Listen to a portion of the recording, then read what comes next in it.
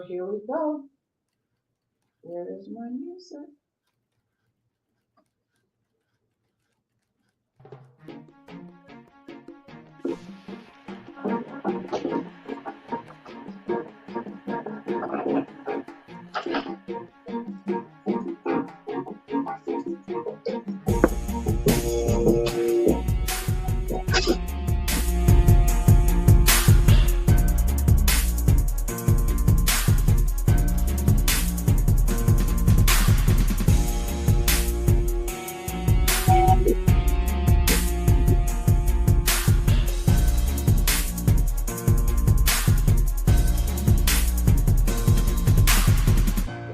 They don't want you to know the truth.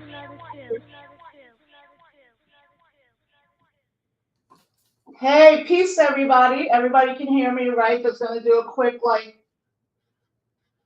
All right. So, peace, everybody. People always ask me who did that theme music, and that was Stickman. I commissioned it from him. And at the end, when you hear my younger niece, who's now a little bit older, say they don't want you to know the truth, I'm like, we need even more words for what that means in this time. But first and foremost, I'm glad to be back on, fam. You know, like we're all going through stuff. It's all, but I have to say, had this amazing conversation with Charles Barron, and literally, I've like been awake in the best ways for 2 days, you know, and then we see what has happened in New York City, and we want to talk about the impact of that and what that means for the rest of the country.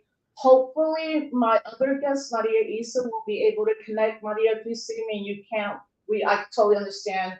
We'll figure it out another time. Maria Isa is the state representative in Minnesota, and Hortman, the white woman and her husband that were assassinated. That was her mentor, you know. So I mean, it was a straight political assassination, and best believe Charles and Inez know about that a lot, fam. You know, and we're gonna probably see a lot more of those, you know. So again, thank you for being here. Disrupt the Chaos, sponsored by Cooperation Jackson, and I'm just really excited because I think something happened that's bigger than who might end up being the mayor. But I also think something is happening bigger. I feel like the energy shifting. I feel that once people really begin to read what this budget bill that they're trying to pass and the draconian cuts to every single program. I mean, how do you cut? It takes a special evilness to say we're going to cut the suicide hotline for transgender youth.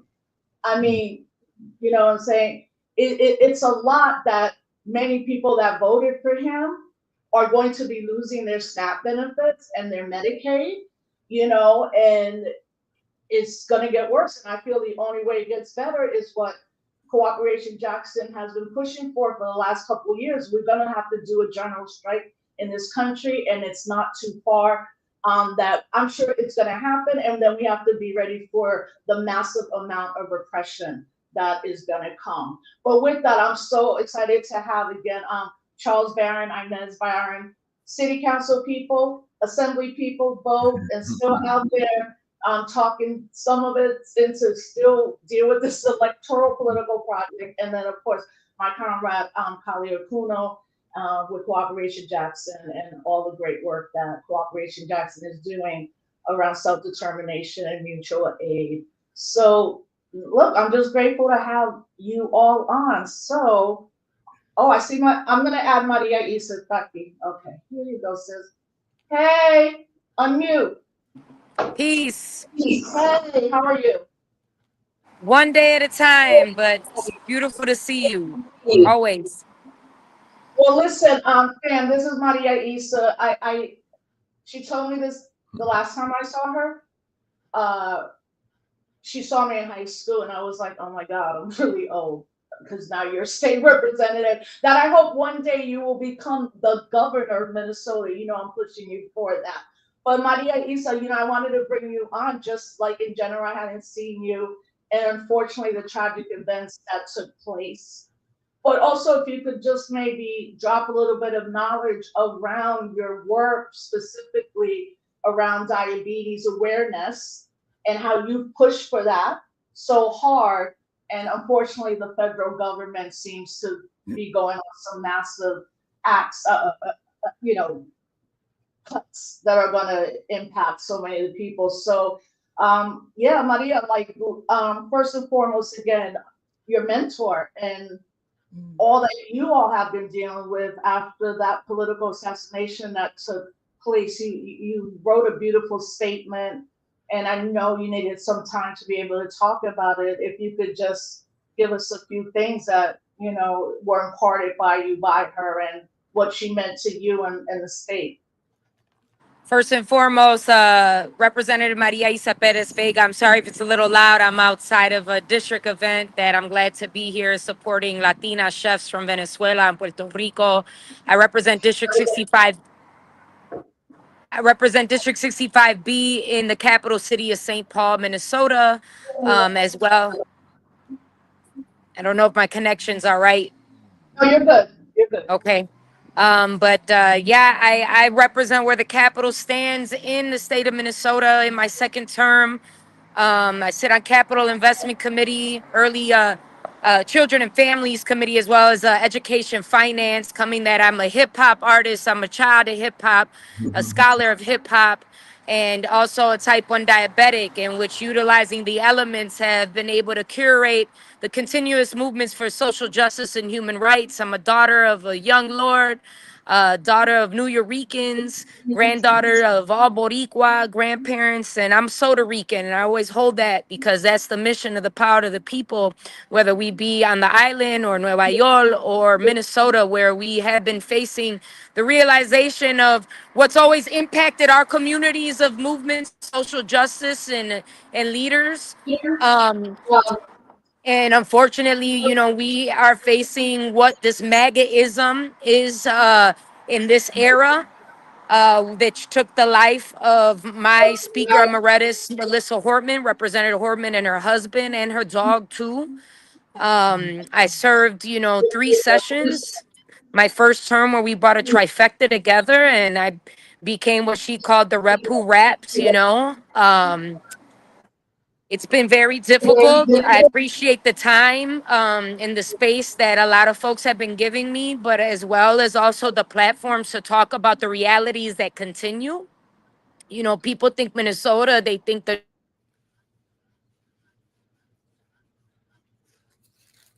She froze up a little. It'll reconnect. Yeah. Well, as I believe it will reconnect, I do want to read part of her bio, which is really dope. Where is it? Uh, she is known as one of the top artists in the Twin Cities, featured everywhere. And the day she took the oath, she dropped a hip hop album. So it's like, you know, I'm like, that's hip hop. Like that's it right there. And obviously Charles, I know his colleague, her being a daughter from the Young Lords, and you know, seeing her mom and seeing really the amazing work they've done there to make a space for particularly Boricuas. But a lot of stance that Maria has taken really has been great. She's young, you know, like I said, I want her to be governor. The connection dropped, so we're just gonna keep it moving. I'll bring Maria on another time. But just spam, check out her Instagram and look. She's the type that she'll go to a political event and then she's going to be drumming and rhyming like 2 hours later on the stage with all of this. So that's a beautiful thing. So yeah, let's get to it. She's back. This is live, y'all. This is what happens. Maria, can you hear I'm us? I can hear you. I can hear you, Clemente. Yeah. I just wanted to touch base and say I appreciate the support and give our respects to someone that we lost that was a very strong advocate as the third woman speaker of the House, who really pushed for us. You know, she was a white woman who recognized her privilege. She was my sparring coach. You know, she graduated from Harvard Law School. We had conversations about Pedro Albizu Campos and why I was so passionate. Her world was so different than mine. And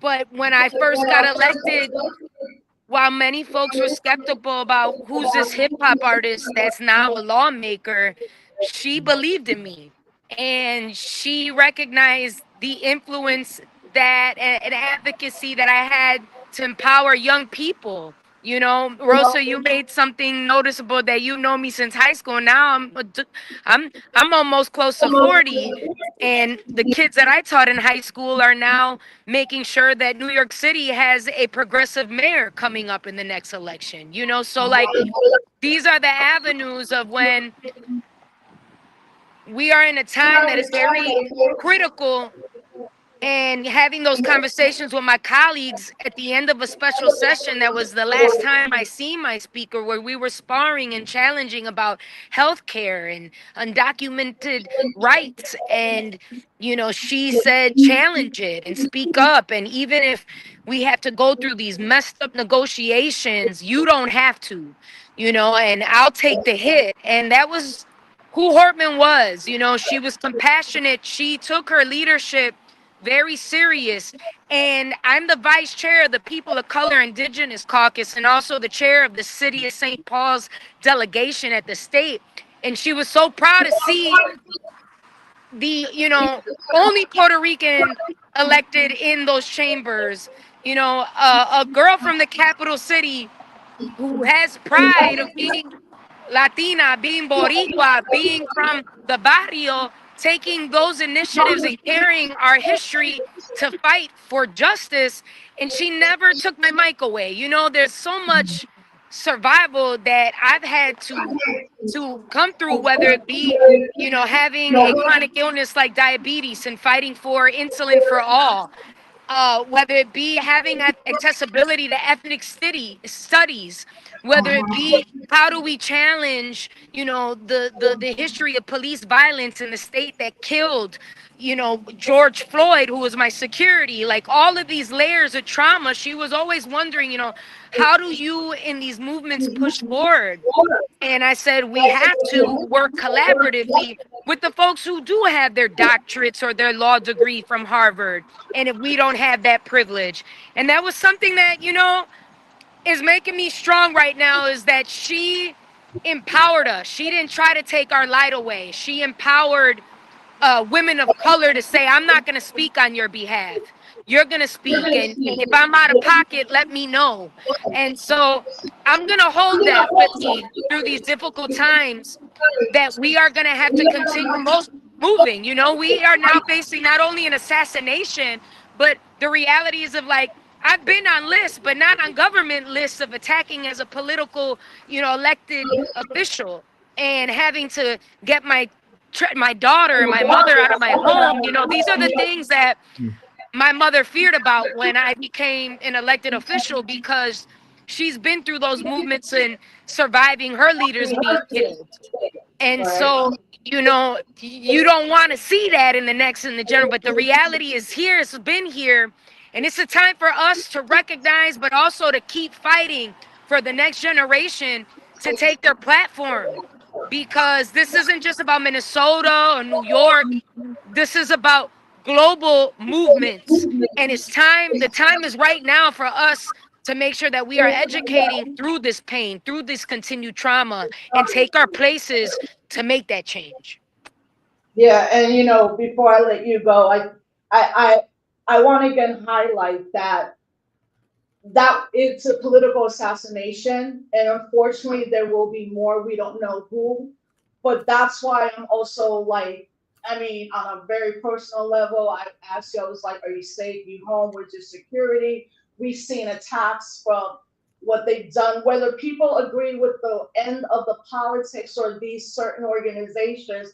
We've seen the attacks on Alinda Sassour and Tamika Mallory, Patrice Cullors, Melina Abdullah, like, and now that people could just get your information, but they also, come at your children and they come at your elders. So that's why we always want to know, are you safe with your daughter of the young Lord? So we know you're going to be safe. And I'm just glad you had some time to join us tonight. I want to bring you on in the future. And I think you got a big, yeah. I think she's gonna run for governor in the future. So she's incredible. So let's get to it. Like I said, Charles and Inez. So Charles, Davey D, you just did an interview earlier today with Davey D. He sent me some of what you said, and I just want to read a little bit of it. Where what one of the things you said, charts are showing exactly what you said. This is Davey D's synopsis of the interview that he did with Charles earlier today. Hard Knock Radio just came on, so folks can go already and listen to it at Hard Knock Radio. Barron, who served alongside both candidates, described Cuomo as a political fraud who failed Black communities by slashing public benefits, underfunding education, overseeing deadly COVID nursing home policies, all while dodging accountability for sexual harassment allegations, 13 of them.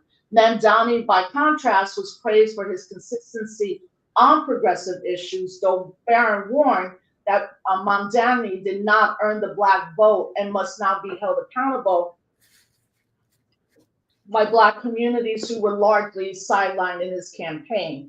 So when I read that, I was like, okay, because when I was looking last night, I was like, oh yeah, this was like kind of a typical like young millennial crowd with no really visible Black folks, And so I just kept looking at it and then obviously reading. And I mean, like straight up, Democratic Socialists of America, socialists in general of that, they're not good with race.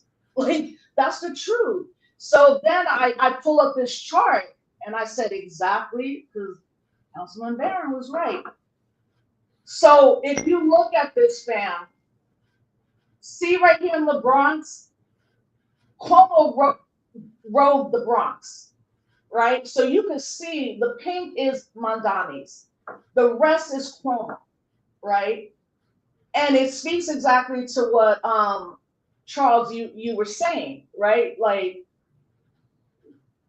not visible. And then I've seen though, like an organization like Equality for Flatbush, or the work that Maurice Mitchell has done with the Working Families Party. But then again, going to that, I was wondering, because I know you're not saying it in this vein, but I think when I was reading like the comments that Sharpton made, Espaillat, like the kind of old school Black Latino men who all of a sudden want to support a Black woman, and just it's Sharpton and it's Espaillat. It's like, like coming from them, I'm not really trying to hear anything, but then of course I see it and what you spoke to.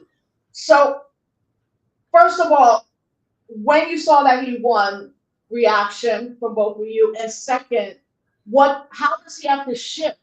Because if it's going to be a general election, I would assume that Adams and Cuomo both are going to be flush with money just to keep him out, and what that could look like.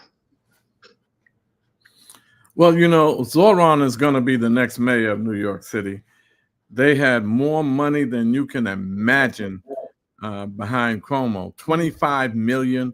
As a matter of fact, Bloomberg gave $8.5 million himself to these independent PACs. See, my thing is that it's not about DSA, it's not about Mamdani, or it's us. We have a void. We don't have an independent Black radical electoral movement, not just to hold people accountable, but to take seats of power ourselves. So I worked in the state assembly with Mamdani. He's a nice guy. He's progressive on the issues. He'll support all of our stuff. But like all those in the DSA, they become politicians after they get in. I've been in the city council with about 3, 4, 5 of them who were elected. We met before that, some progressive caucus. We said that we would not support Adrian Adams for speaker or anybody that Mayor Adams puts forward. Before I could blink, they were supporting Adrian Adams. He was giving them, chairs of committees. And I said, man, y'all turn just like politicians. So my concern about Mamdani. Cuomo doesn't deserve the black vote, and Mamdani didn't earn the black vote. He won on a coalition of whites, Asians, and Latinos. He won in some areas in the black community, but that's his coalition. So we're in a bind in that we don't want to deal with the neo-colonial black puppets of the Democratic Party, the sellout Negroes in the party. His politics is far more progressive, but it's not black focused. So my thing, and I'll be talking to him down the road a bit, I'm just saying things publicly now. Publicly, he didn't want to deal with black issues. You know what they tried to do to us? The same thing Barack Obama did. They universalized it. It's health care for everybody. It's pre-K for everybody.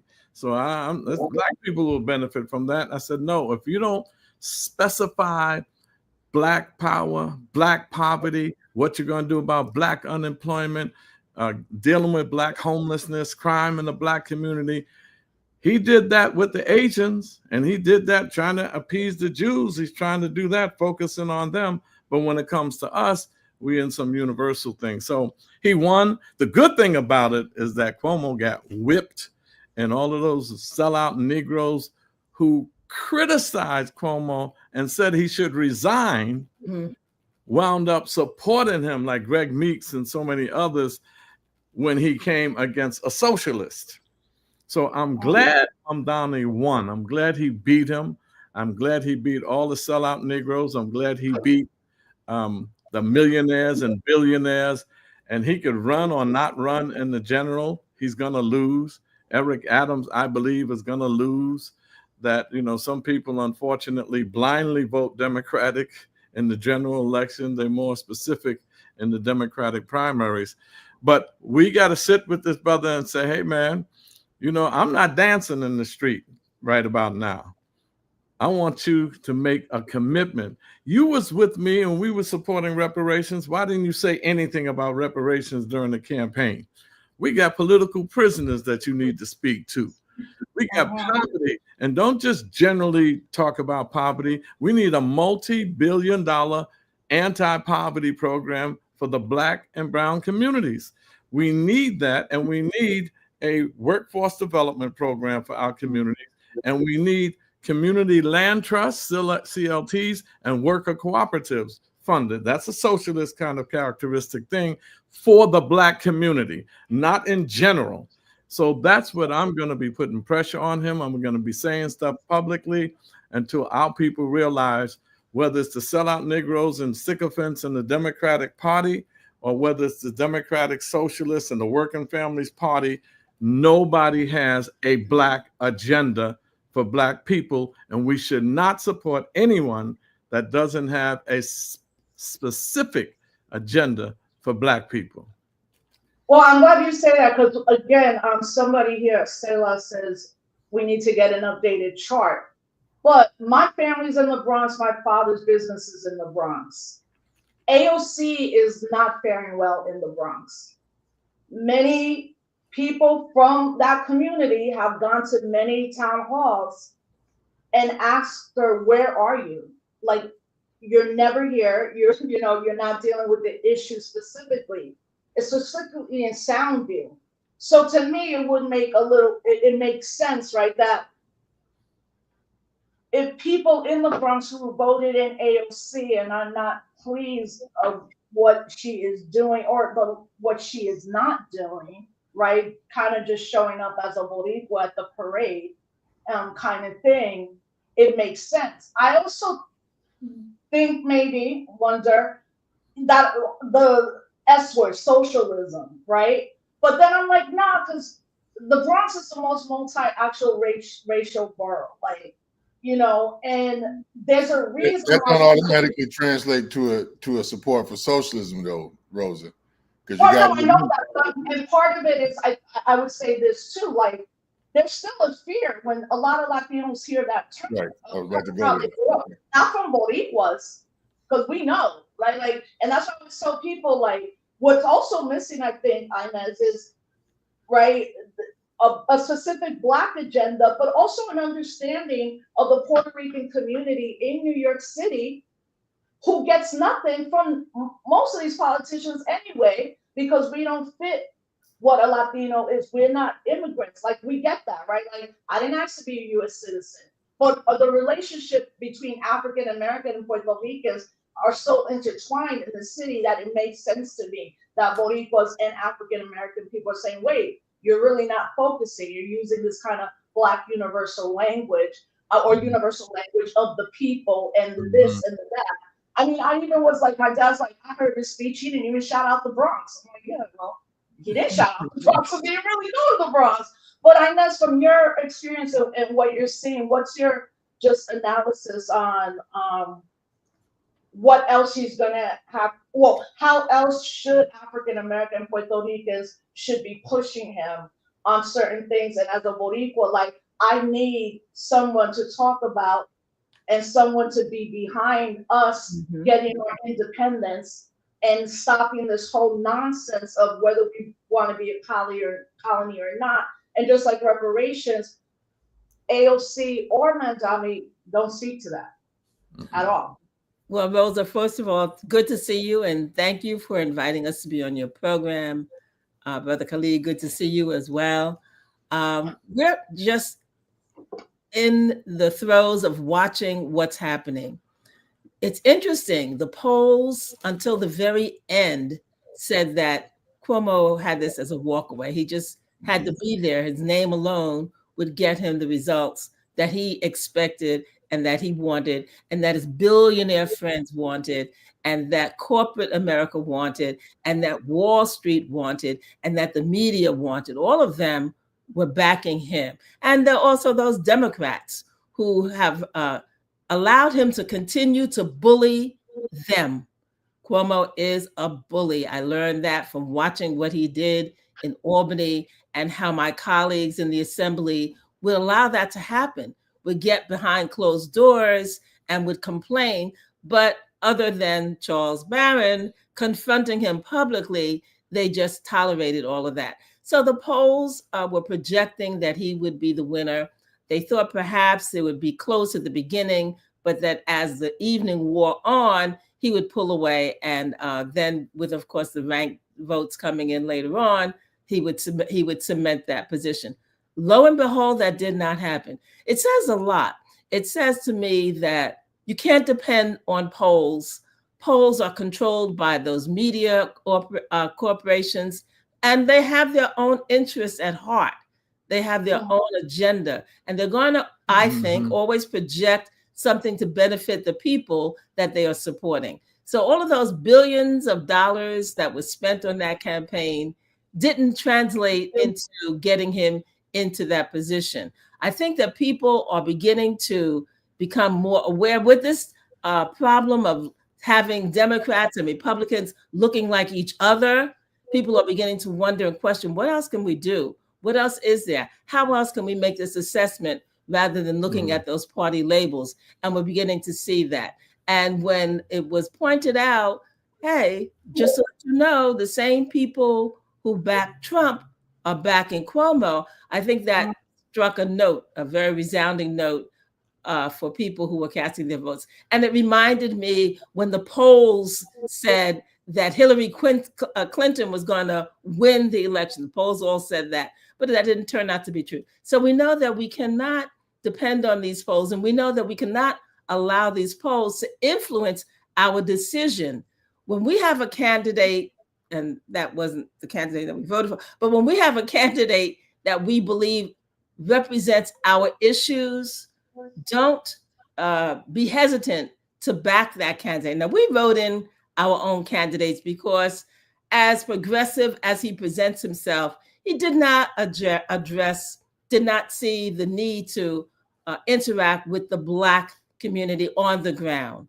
He did not think that it was important to talk about the issues that are important to us. So when people don't do that, and very telling to me was his opposition to the position that the retirees had, that they were due their pension benefits and that they should not have to be required to fill in that 20% gap, which New York agreed to do some 50 years ago and has done. He doesn't support the retirees in that battle. That's very telling to me.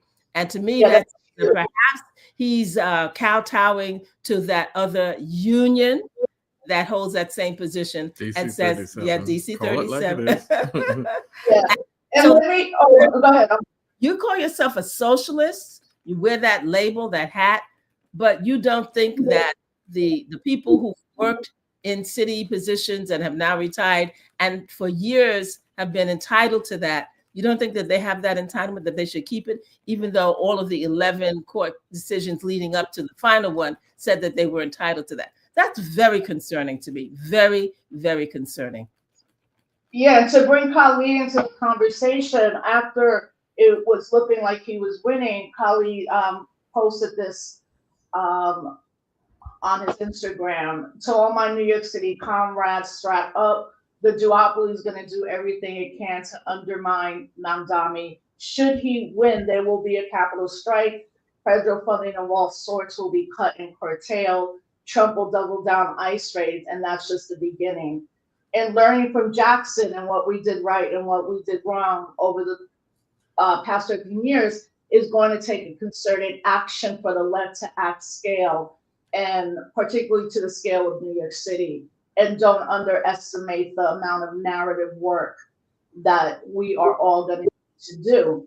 You know, so Kali, I mean, as always, I'm like, let me know right now. And you did. And I wonder if you could speak to that, because, I mean, look, is Trump and them going to go as hard as you're saying in New York if he becomes, okay. Yeah, so talk about that. Communist lunatic, right? And CNN has been parroting that all day. I mean, I only watched it like 2 or 3 times in part to get prepared for this. I went through all the little bourgeois media doing a little thing. They're all having meltdowns. You know, CNN is doing a direct attack. They getting mouthpieces to do it. You know, Democrat and Republican. MSNBC is just having, you know, their commentators do the attack, but it's already on. And I think, you know, what I'm concerned about is that I think there's a lot of, by all accounts, I think he should win, but I think folks are celebrating a bit prematurely. And I got a lot of questions for y'all, Charleston, and there's really, I think, because one of the things I am concerned about,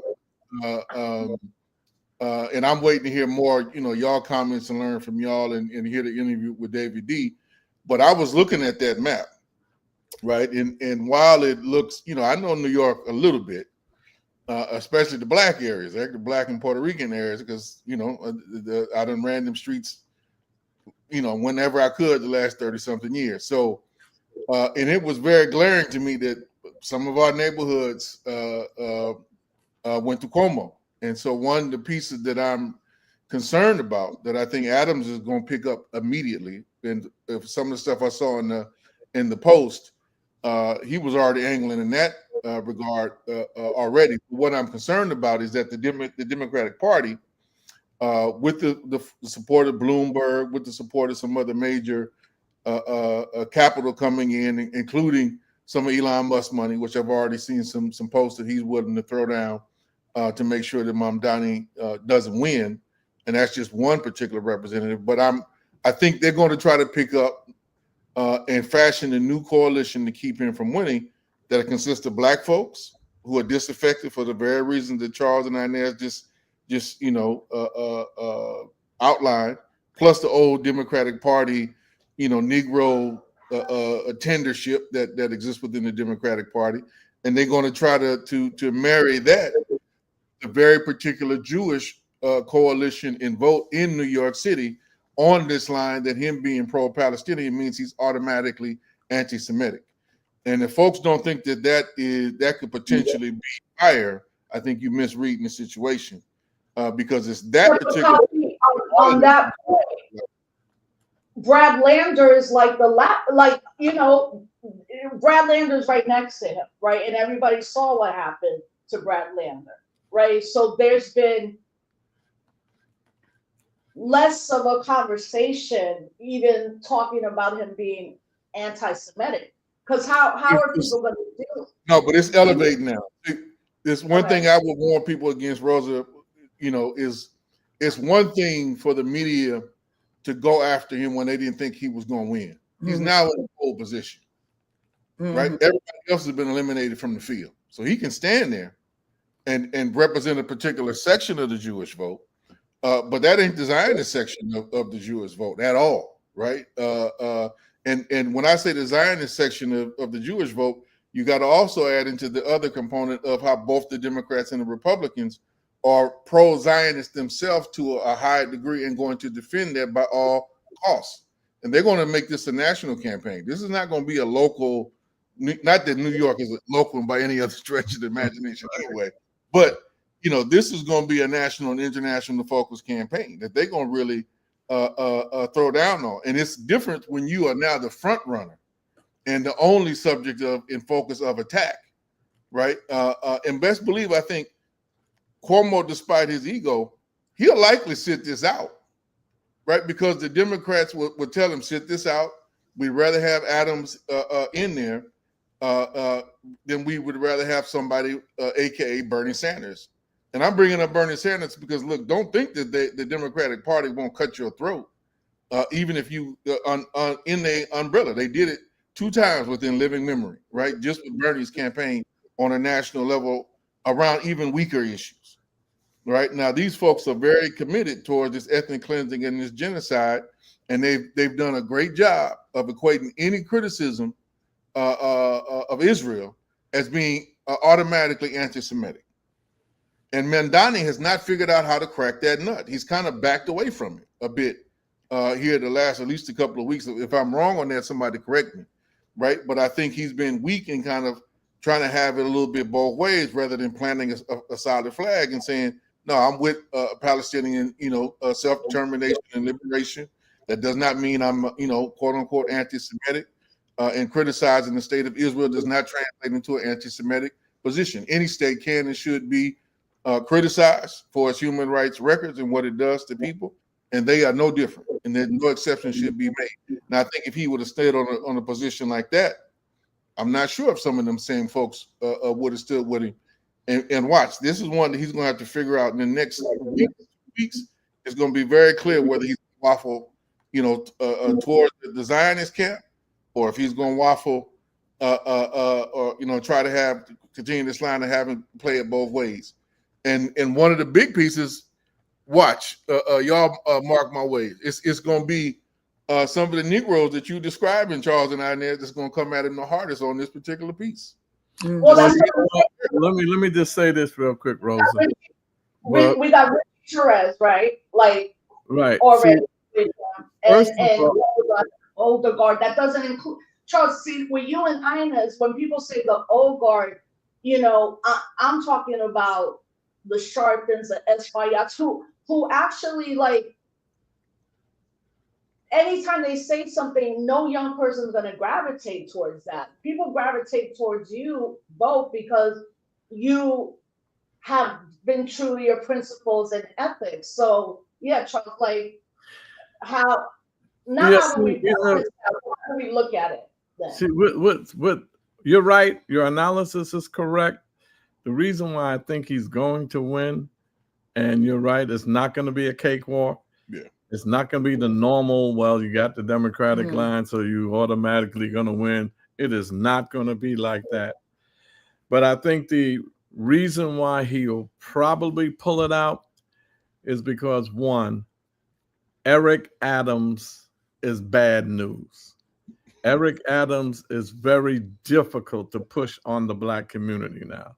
You'll have some of these Negroes that'll go with him, but Eric Adams was the worst mayor since Rudolph Giuliani. Eric Adams brought back the street crime unit that de Blasio took out.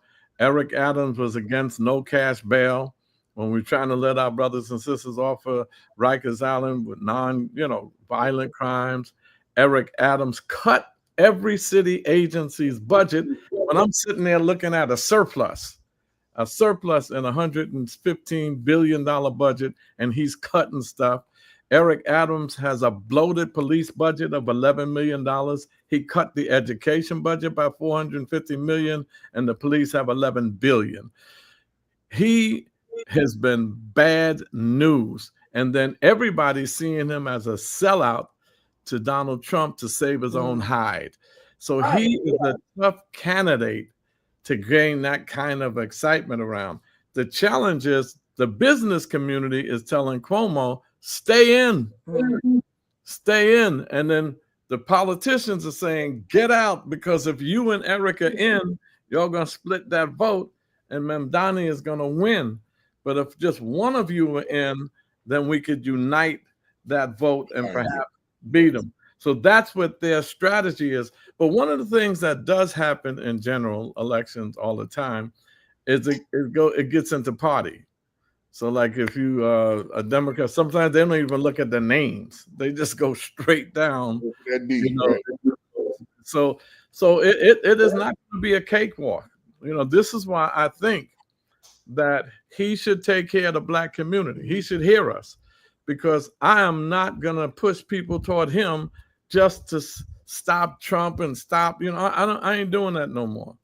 If you want our vote, you're going to have to generally take care of Black and Latino people, Black and brown people. You got to take care of us, or else we're not going to be pushing people for you just because, Trump and them and Wall Street and the real estate. I'm tired of, doing stuff to stop other people instead of starting us. Just like AOC and Bernie Sanders, they got in there and they pushing Joe Biden. They pushing Kamala Harris, and they pushing genocide in Israel, genocide in Africa, AFRICOM. So if you doing all of that stuff, don't tell me I got to stop Trump to let you do the genocide and hiddenly instead of Trump openly. So that's going to be the challenge. And I know some preachers, that say he got to come and talk to us on how we're going to get affordable housing, money. He is going to be the custodian of $116 billion budget. With billion on the side that's unrestricted that he could use for anything. So we have to say, you have to make that kind of commitment. I think that what they really shocked at, the whole country was turning right, with Trump and a couple of congresspersons who were, Democratic socialists or leftists lost. And so they thinking me and Inez are out. So and our district always goes with Cuomo and the machine. They just liked us. So they went against the machine for us, but they're not going to do it for anybody else. So I just think that he needs to really, if he hits the Black community right, he got it. If he plays around with us, they can manipulate. See, then them Negroes will say, you see, don't let Charles and them put you toward the socialist guy. He ain't even for Black people, So you get some. Yes, like again, it's the same thing as African American Puerto Ricans in New York. He hasn't done that for either of us. It's just the assumption, that nothing can be worse. Well, things can always be worse, especially if it's propaganda, which, look, it's difficult for me, has been, to critique AOC, but I think for me, that moment when the president did whatever speech he did, and they were all in there doing their TikTok dances and videos, and I'm like, what are y'all doing? Like, people are dying right now. I know you didn't do it, quote, to be funny, but what the F? Like, you don't do that. How you sitting there? Like, I'm like, you want to talk about good trouble? All of y'all should have got up and sat down, and have, the entire world see what this administration is about. So for me, like, the squad, Cori Bush, and they took her out. There's a reason why some of them are still left. They're not seen as those disruptors anymore. So then I want to just and Holly, I want to ask you this. Mhm. Thanks everybody for all the comments. There are Black folks who say that all electoral politics is anti-radical. Yes, that's true. I mean, I hear what you're saying, sis. I think part of that is to definitely some of the Black Panther Party, BLA, Young Lords, and those folks at the beginning were like run for office. That's the only thing we could do. And that's why I was referencing the long conversation. Thank you, Charles, for being on and really breaking it down, because I was like, I'm over this. And you're like, no, like these things can now be not only, no campaign is ever just local anymore, as Kali was saying. So while we know most likely he wins, we know certain communities, he has to what. I want to go back to where I'm saying me and Charles agree, right? Uh-huh. I think under most circumstances, I would agree that he should likely win, but he's going to have to earn it. And part of that, I'm going to steal your word, Charles. He's going to have to earn it from us. That's right. Right? That's right. He's going to have to earn it from us. That's And there's gaps in his framework is where I was going, and weaknesses. And as Charles had already, brought out, like there's unfortunately there is a record of DSA candidates that we have to look at and examine very carefully. That's right. Right. Yeah. And if we don't want the same type of outcome, then there's going to have to be pressure from the community, from the grassroots, There you go. to make this campaign be That's anything that is worthy of the rhetoric that he's been espousing and putting out. So the pressure and the piece has to be organized by us. This is one of the things that I think we didn't do a good job. Right. Once we won in Jackson, we didn't really keep some of the pressure on in a particular way from the grassroots level, because it was like, well, our people are going to handle it, right? But our people were in office battling the corporations. But we wasn't there to push the corporations or to push y'all need to stay the course and keep your back straight, right? Stay firm. Yeah.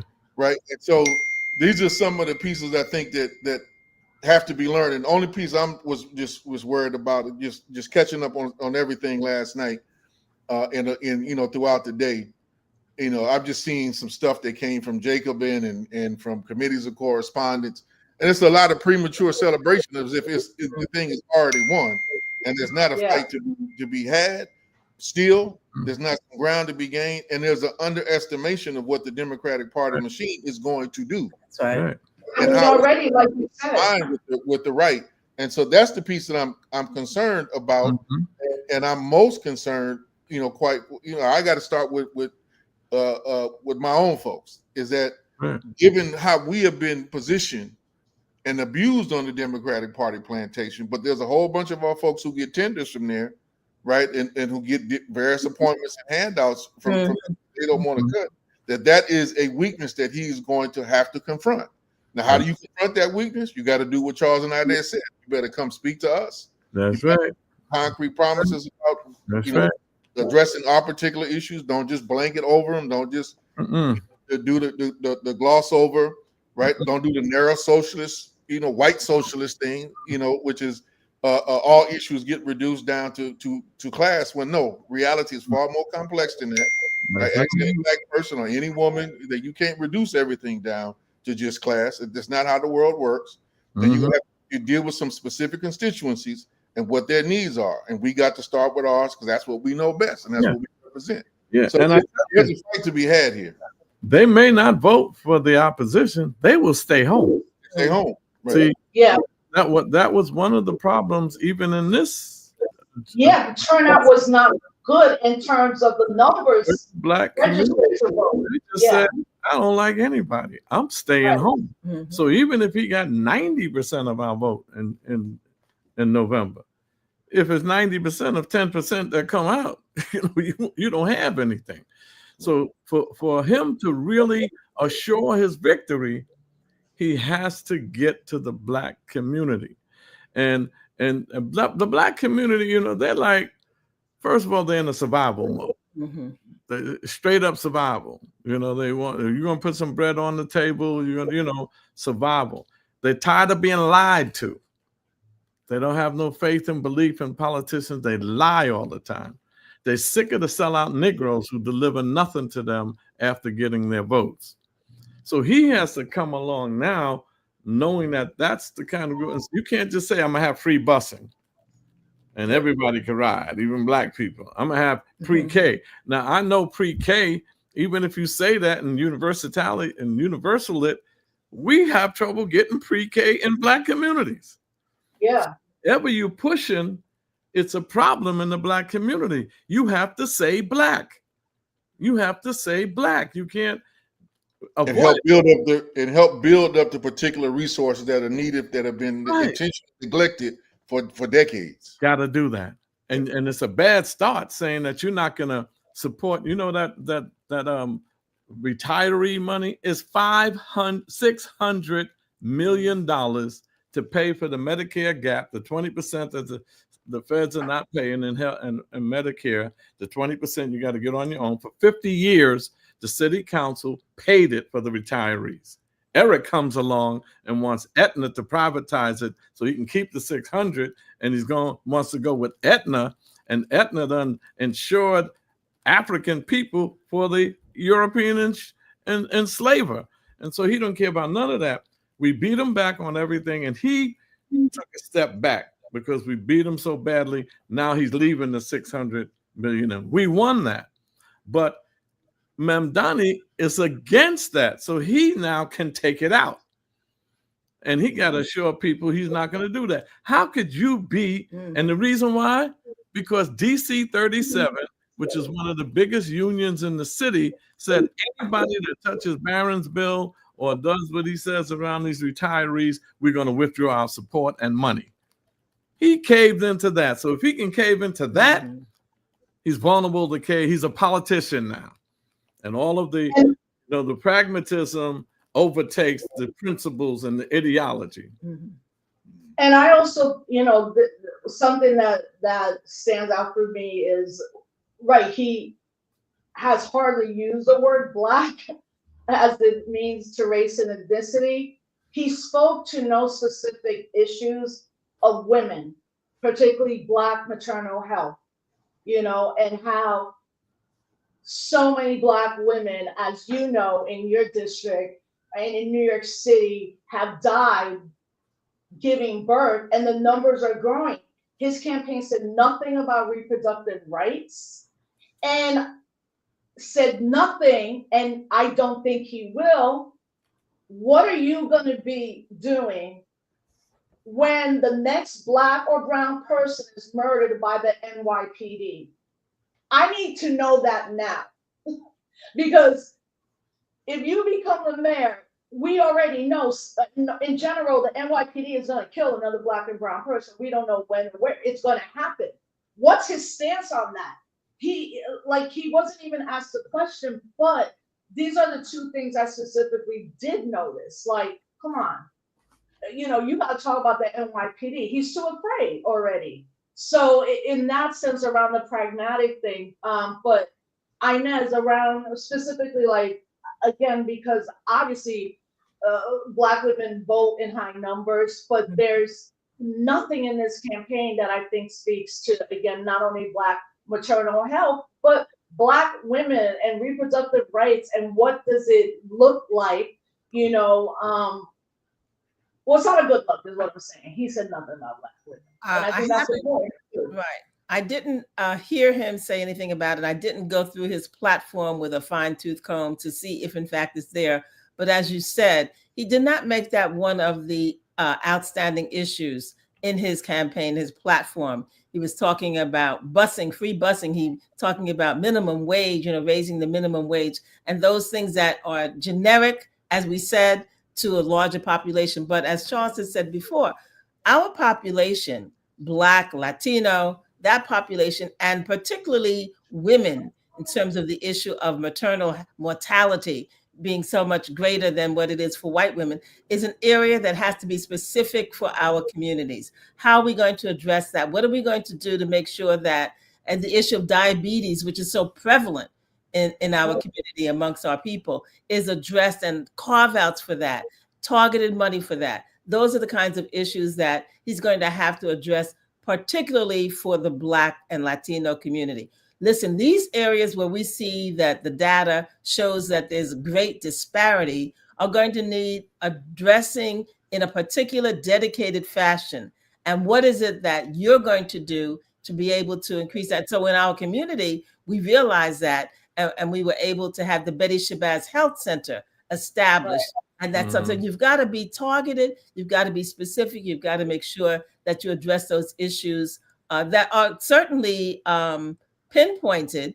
Data is there, it shows what the problems are, and we need to make sure. And what are we going to do about making sure that our community, that we don't lose our green space, so that we can be able to have our gardens, because there's a whole push about not having seeds to plant and not having fresh water, so that these billionaires are buying, corporations are buying up the land along rivers, particularly out in the Midwest. But what are we going to do to make sure that we have access to all of those requirements? You know, he has the broad things, but again, particularly as it relates to our communities that have been disadvantaged and ignored, what are you going to do to make those kind of corrections? So those are some of the issues that he's going to have to respond to, very targeted. And let me tell you something about his plans. Most of them takes state approval. Yeah. You ain't taxing the wealthy, because New York City doesn't apply any wealth tax. You can't do the stock transfer tax to get 16 billion that they rebate back to Wall Street. That's a state issue.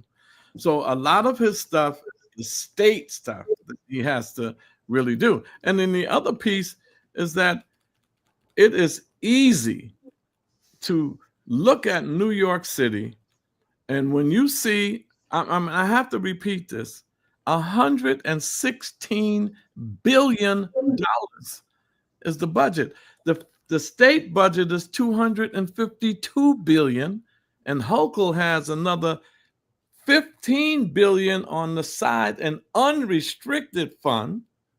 So here they are sitting with $300-400 billion in one state. That's just the expense budget.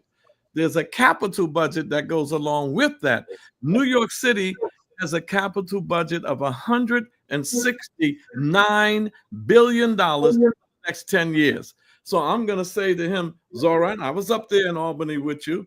You know what you need to do? How about taking $20 million and turn that into $200 million, which is chump change, and build a community center as we built in East New York that has a whole lot of stuff to it. We made a developer do that, else I wasn't signing off on this project. And in there, Black youth run the whole center. They got 20, 30 jobs. We got a serious gymnasium, a recording studio, computers, you name it. Why isn't one of those or two of those in every Black and brown community in the city? That is less than 1% of the capital budget. It's stuff like that you got to come up with. And then, Kali, if you could speak to that as well around the choice self-determination. I just want to also know, and I always have to say, so many people think New York City is the state of New York, and it's not. There's just many Black and Latino folks past the Hudson Valley. I live right around the capital of the Albany, right? And Hochul, you know, has been interesting in the sense that she always looks very like clear and no nonsense, but then the things she's doing are going to impact particularly the upstate area, right? So she's the governor, as Charles and Inez were saying. A lot of what gets done, she could stop it or has to approve it. But, you know, in this moment that we're in, with what's going on with nuclear sites and all of that, you know, everything that's happening international, I'm not making it not a big thing, but she announces yesterday that somewhere from Albany to central New York, she wants to build a nuclear power plant. When for 40 years, people fought to stop Indian Point up in Croton Hudson in Westchester County. You know, I remember in high school, we were learning that that was not a good thing, you know, like having that nuclear thing. But so the younger generation, they're seeing it now and are probably so terrified, like, is there going to be a nuclear war? No, not in that sense. But then you have Hopeful doing something that everybody knows should not be done, but yet touting how being better on the climate, you know, and a lot of the things she's doing is not. And she has a kind of disdain for New York City in general. So people just need to have that context. But Kali, obviously, Jackson, we have to have a bigger conversation when Elder, now Ancestor Chokwe Lumumba was voted in, and the bigger conversation about the Jackson Kush plan that has now brought cooperation Jackson. So, you know, 13 years, like you said, if you could, yeah, just let folks know a little bit of how that got done. And I know we're going over a little bit. Well, just a couple of things in the interest of time. I'll touch on some of that, but just a couple of things I want to get out there. Number one, just realize, you know, for the audience that you know, I'm involved in a lot of the international work around, you know, climate change. Been deeply involved in that work now for about 15 years on the international level, and we've lost this battle around nuclear energy. We've lost that battle for the time being. Just for the time being, you know, when I say certain things like that, like, you know, like these fights are long gone. There are no permanent answers. There are no permanent solutions. We can win today, and another generation comes along and outmaneuver and undo what we have done. We've seen it time and time again. This is why, you know, constant political education is a vital necessity for anything that we do, and we cannot just kind of rest on we won that and it's irreversible. That's not the case. And that's definitely what's going on with nuclear on the international stage. That's being built as, you know, one of the forms of kind of clean energy. It's a major way by which, in particular, the United States and the capital forces around it feel that they have a competitive advantage over their international allies, particularly China, which is the number one. And they're trying to find some ways that they can kind of cut them off and then have a kind of energy advantage, which is one of the reasons why they're going after Iran in the way that they're going. They know damn full and well Iran could have made, if they wanted to, accelerated their program to make nuclear weapons a long time ago. They have not wanted to do that. They have not chosen to do that. So that was all BS, and it's just about power and maintaining kind of a global advantage. That being said, bringing it back here, I too have been, you know, a big concern. I remember reading Mom Donnie's program when a comrade from New York, I think it was in March, had mentioned that, you know, they thought that he was going to win. And because of my trust in him, I started paying a little bit more attention, right? Just to out myself. I'm like, okay, well, if you say so, I trust where you at and your record. Let me give this a look. And definitely it was building over time. But the one thing that my first look and now a deeper interrogation since he won, I've been deeply concerned about how many of his ideas are really predicated upon some level of state support. And I want people who are listening and folks in the base to recognize that if you want a more radical experiment to go down, you better listen to Charles about what you can actually do with the billions that you directly control within the budget, because you cannot and should not expect any money to come from the federal government at this particular point in time, as long as the Republicans and Trumps are in order. And you better not expect anything to come from a local or the state assembly. Now, that some of what you can do, yes. But if you kind of liberate your mind from a certain type of dependency, that means you have to be much more creative about the resources that you have. And then there's therefore a piece around opening up, I would argue, is one of his primary tasks should, and when he get in, is to open up the democratic space. And that means in part opening up the coffers to a much more deeper interrogation around human rights budgeting or participatory budgeting. That's on, right. on like borough levels, to make more decisions be able directly enabled by the communities themselves. And you need to, I would argue, pivot for this in a much more radical way now, because that would be a sure way to ensure that there's real equity. Part of what's being it needs to be discussed Don't fall for the blanket. We're gonna all make things equal. Can't be equal when you got 100 and I got 2, right? And Right. you just come in with resources. I'm still at 4, and you done moved to 200 because there's an accelerator effect if you have resources as opposed to where you don't. So we need to talk about equity. How do we get me from 2 to 100? So then we can have a real conversation about creating equality across this society. The particular ways in which he can do that, in which the movements need to start to move, pushing and demanding that, is by pushing for this human rights participatory budgeting piece. Right? Liberate these resources, right? Bring the base, from the piece. And that's for folks who actually you pulled up that piece a little bit earlier. When I was talking about the Festival of Alternatives, right? This is one of the ideas that need to come, because the movement needs to now take control of this, and don't just if you leave it to City Hall, and if you leave it to the mayor to run the program and agenda, right? You're gonna be stuck with the compromises he's gonna be forced into. And if there's a strong movement which is pushing certain things and gives him leverage to utilize the resources in a much more strategic way, you can defend and propagate what you have. And it's gonna be, look, y'all, it's different to make an argument about choking Jackson, Mississippi. We already deeply capital deficient. New York is one of the capital centers of the world. Right? I don't know if maybe Tokyo or some other place like that, London. There's hardly no rival to the amount of capital that's invested in that place. Period. That's right. And so they may want to do a certain type of capital strike, but they will be hurting themselves in the long term if they did that relative to New York. So they're gonna have to compromise with the movement if the movement is clear about where it wants to go, what leverage points that it has, and what it needs to execute. Now, some of the ideas I heard him articulate, personally, I would support around like the people's groceries. I would call them that rather than city groceries, things like that. But you have to organize based upon what the communities needs and who's in the communities, rather than it coming from the top down. That's right. Enable that from the bottom up. So there's a lot of things I can recommend from our experience. It would take a long amount of time, but the main piece is the movement now has to be in control, not just in terms of getting him in office, but really pushing this agenda. If you want the transformation, if you want the lower rents and all the different kind of stuff, that's going to have to come from the base. That's right? it. That's the paradox. You're a socialist in a capitalist country, right?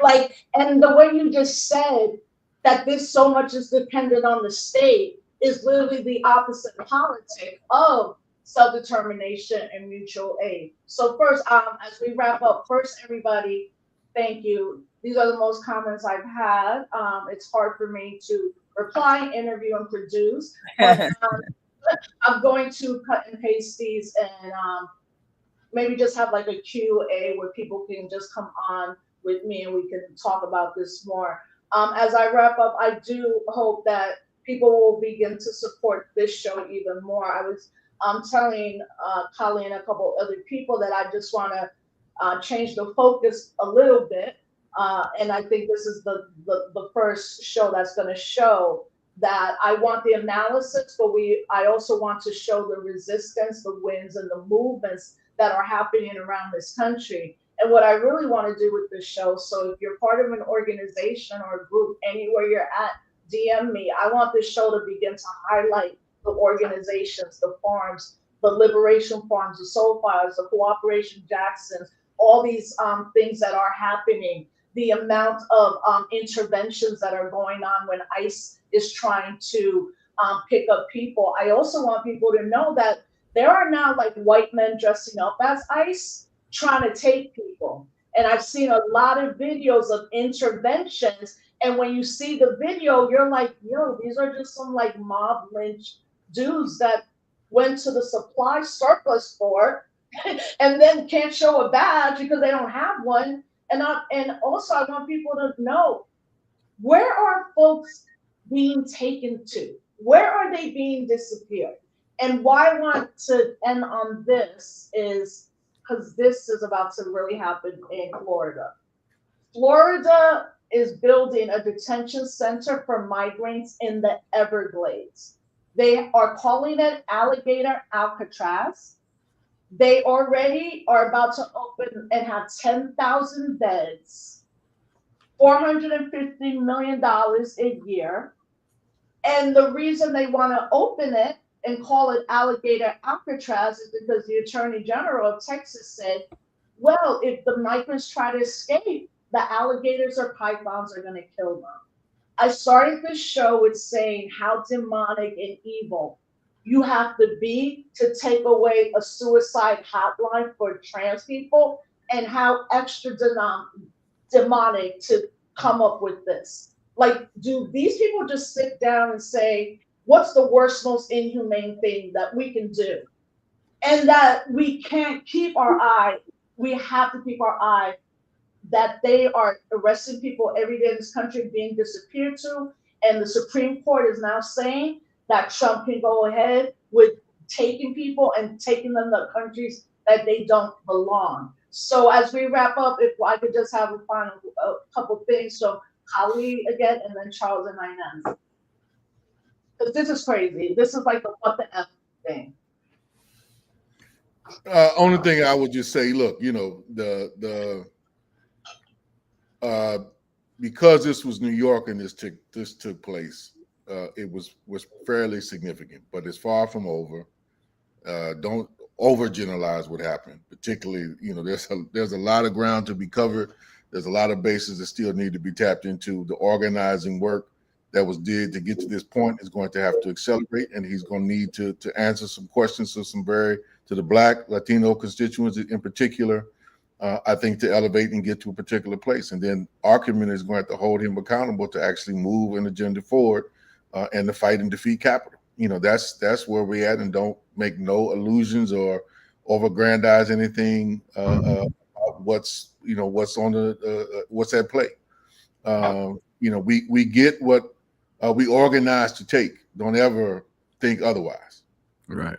And we talk about power, knowing what your power is. You know, we've got the potential to be able to have any of these candidates who want to get in office to be responsive and address our issues. But we've got to utilize that potential power by coming together, getting a common basis of what it is that we can address and we can agree on to move forward, and to have that person respect that and respond to that and make sure that we hold them accountable to doing that once they get in office. Because we know oftentimes people may wear that label, socialist, Democrat, whatever they want to call themselves, but their behavior belies what they say they are. Mm-hmm. Well, you know, we always say that we're not going to be able to vote our way to freedom. That's right. There's limitations to the electoral arena. However, I think we should focus and build like we're building with this Black radical political Congress that we're putting together across the nation. We had 3 conferences, 10 countries involved, states involved, and about maybe 60, 70 people. Take over the city councils. Because right now, if you do a power analysis, Mamdani cannot pass his budget. The city council does. Yeah. He cannot pass a single law without a council sponsor. Land use decisions. The mayor cannot force a developer on a city council member. A city council member has power to determine what's going to be built on city-owned land. That's how we stop gentrification. We're not gentrifying because we had power. Without a press conference, without a demonstration, we stopped gentrification. We stopped Walmart from coming into our district. We made them release, along with the Jericho movement, 3 political prisoners, Jalil, Seth Hayes, and Herman Bell, because of what we did in the state assembly. It is our reparations bill that they watered down and they're trying to pass and play with now, but we did that. So, and each city council member gets $5 million for capital projects, all 51. We took $1 million out and had a participatory budget. We said, here, community, you spend that $1 million. So there's so much we can do if Black radicals, revolutionaries would get into the city councils in particular and stay revolutionary, stay ideologically inclined. And don't think that that's a panacea and we're going to be able to vote our way to freedom. We're not. But there's so much we can do. And this is providing us with a great opportunity to impact New York City politics like they never have been before. Yeah, and I'm glad you said that, because lastly, there could be a good trifecta if New York City folks and upstate folks come together. We're gonna have to stop Elise Stefanik, who's gonna run against Hochul, right? Like, you know, and Schumer's got to go. And then if Mamdani's in there, it could be like a perfect storm for the state of New York. And you know, if anything, I'm glad that you said what you said, Councilman, because you know our best ancestors and elders were not ever in an elected office, you know, and that you and Inez have really shown that you can be who you are. And most people in politics in New York don't care about the community. They're never going to be like, oh, tell me how you want me to spend the money. They're going to do whatever they want. But, you know, I think we have these pockets of how we can use electoral politics as part of our larger tool arsenal. So I thank you both, all three of you, for being here for a little over an hour. Like I said, fam, I'll get to these because there's so many good comments. And like I said, I'm back now weekly, you know. And again, if anybody out there know any organization we need to know about, highlight, send me some young people. I want to interview younger people, 14, 15, 16, what they're going through right now, like where it's an exciting time, even though it's a dangerous time. But as Chairman Fred Hampton said, when you dare to struggle, you dare to win. So Kalia Puno from Cooperation Jackson, Charles and Aaron, love you, our elders, like y'all give me hope all the time.